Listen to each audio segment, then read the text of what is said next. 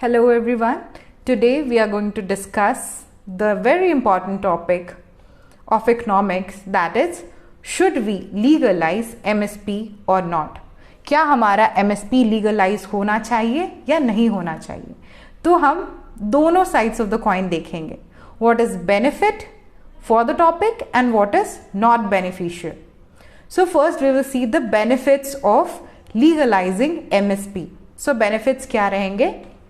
Support for farmers. So farmers को बहुत ज़्यादा सपोर्ट होने वाला है क्योंकि आप सब जानते हैं 60% of the Indian population, more than 50% is into agriculture.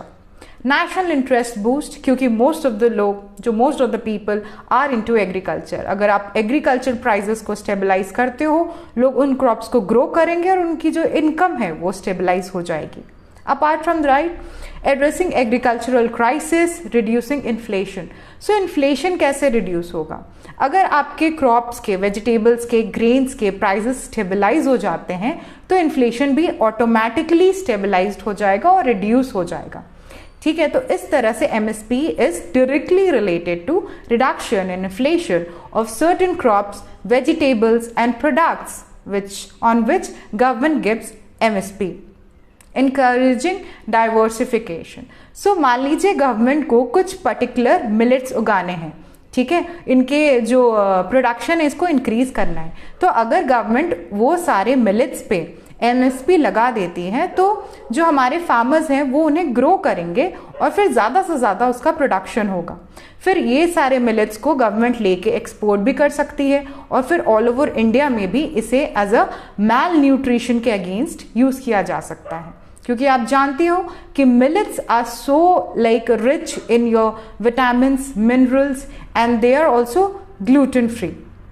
So these way your benefits कि हमारे फार्मर्स को बेनिफिट होने वाला है और इनडायरेक्टली इकोनॉमी को इन्फ्लेशन में रिकवरी में हेल्प होने वाली है और जो हमारी जो लार्जर पॉपुलेशन है जो एग्रीकल्चर पे डिपेंडेंट है उन्हें भी फायदा होगा.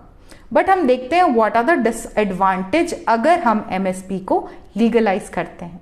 डिसएडवांटेज ये है कि जो हमारी गवर्नमेंट की पर्स है ना वो बहुत ज़्यादा लिमिटेड है और अगर हम इस तरह से ज़्यादा सोशल स्कीम्स का प्रेशर गवर्नमेंट के पॉकेट्स पे डालेंगे तो गवर्नमेंट के pocket will not be able to sustain it. So that is one of the concern. Then implementation challenge. ये एक बहुत ही बड़ा स्कीम होने वाला है और इसका इम्प्लीमेंटेशन एक बहुत ही बड़ा कंसर्न होने वाला है. अभी आप देखोगे मनरेगा की जो इम्प्लीमेंटेशन है वो भी बहुत ज़्यादा टाइम टेकिंग है और बहुत ज़्यादा रेवेन्यू टेकिंग है. सिमिलरली MSP भी वैसा ही होने वाला है. State policy variation. हर एक स्टेट में अलग अलग पॉलिसी है.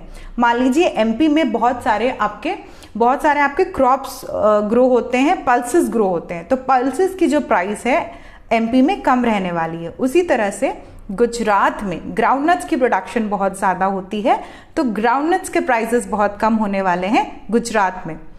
सो जो भी स्टेट जो भी क्रॉप इम्प्लीमेंट करता है या उसे ग्रो करता है वहाँ पर आप देखोगे कि उसकी प्राइस कम होती है. सो अगर एक फिक्स्ड MSP गवर्नमेंट लेके आती है तो ये स्टेट के साथ जस्टिफिकेशन नहीं हो पाएगा. सो these way your problems in legalizing MSP. So we have to, as we all are like preparing, if we are preparing for UPSC, we have to take a balanced path. And while writing mains answer also, we have to give a balanced approach. So यहाँ पर balanced approach ये होने वाला है कि we should implement Swaminathan's committee recommendation. Now ये recommendation क्या है? ये कहते हैं कि आप MSP के प्राइजेस को इंक्रीज कर दो रादर दैन इसे लीगलाइज करने के. अगर आप प्राइजेस को इंक्रीज कर दोगे this will be a win win situation for the farmers and the government as well. Thank you.